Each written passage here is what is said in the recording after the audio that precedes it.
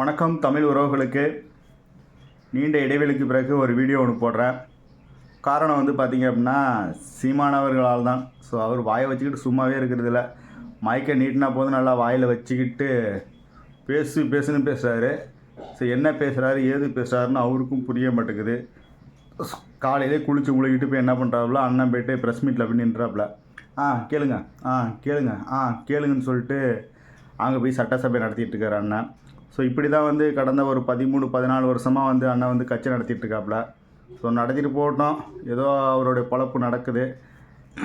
சாப்பாட்டுக்கு வழி இல்லைன்னா என்ன பண்ண முடியும்? ஸோ அதை வச்சு ஏதோ பொழப்பு ஓட்டுறாப்புல. படம் எடுத்தாப்புல, படம் ஒன்றும் சரியாக ஓடலை.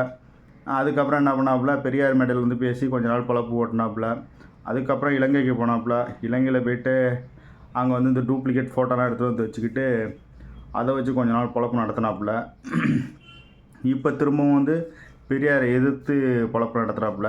இப்போ பிஜேபியோட அடிவரடி ஆகிட்டாப்புல அண்ணன். ஸோ இது போல் மாறி மாறி பல வியூகம் எடுக்கும் வந்து அண்ணன் சீமான் அவர்கள் வந்து நேற்றைய தினம் நம்ம கட்சியில் வந்து தேர்தல் வியூக அமைப்பாளர்னு சொல்லிட்டு பிரசாந்த் கிஷோர் வந்து பேச்சுவார்த்தை நடக்குது. அது என்ன கன்ஃபார்மாக ஆகலை, எதுவும் ஆகலை.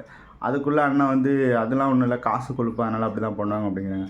ஸோ அண்ணனுக்கு ஒன்று சொல்லிக்கிறது தான், மற்ற கட்சிகளில் வந்து நீங்கள் தலையிடுறதை நிறுத்திட்டு உங்கள் கட்சிக்கு முதல்ல நீங்கள் வந்து எப்படி சொல்கிறது, ஒழுங்கான வேட்பாளரை தேர்ந்தெடுங்க, ஒழுங்கான பொறுப்பாளரை போட்டு ஜெயிக்கிறதுக்கான வழியை பாருங்கண்ணே.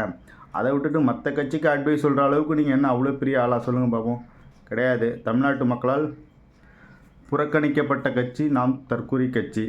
ஸோ அதனால் வந்து நீங்கள் வந்து மற்ற கட்சிகளுக்கு அறிவுரை சொல்கிறத விட்டுட்டு உங்கள் கட்சியில் உள்ள பெரிய பெரிய ஓட்டைகள் இருக்குது, அதை அடைங்க. அதை அடைச்சிட்டு அதுக்கப்புறம் மற்றதை பேசலாம், ஓகேங்களா? ஸோ இவ்வளோ நாள் வந்து பெரியாரை பிடிச்சி தொங்கிட்டு ஒரு அட்டென்ஷன் வாங்கினீங்க. இப்போ அடுத்தது தமிழக வெற்றி கழகத்தை பிடிச்சி தொங்கிட்டு இருக்கீங்க. ஸோ இப்படியே ஒருத்தவங்களாக பிடிச்சி தொங்கிக்கிட்டே வந்து அட்டென்ஷன் மட்டும்தான் வாங்க முடியுமே தவிர ஓட்டு வாங்க முடியாது.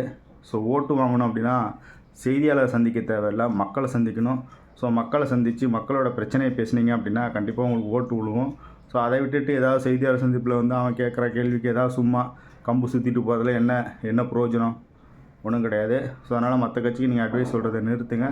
அட்வைஸ் சொல்கிற அளவுக்கு நீங்கள் இன்னும் பெரிய ஒன்றும் ஆளாகல. ஒரு எம்எல்ஏ எம்பி ஏன் டெபாசிட் கூட வாங்குறது உங்களால் முடியல. ஆனால் நீங்கள் என்னமோ பெரிய பிடுங்கி போல் வந்து மற்ற கட்சிக்கு அரசியல் அட்வைஸ் பண்ணுறீங்க. ஸோ இதோட அட்வைஸ் பண்ணுறதை நிறுத்திட்டு கட்சி வளர்க்குறதுக்கான வழியை பாருங்கண்ணா. நன்றி.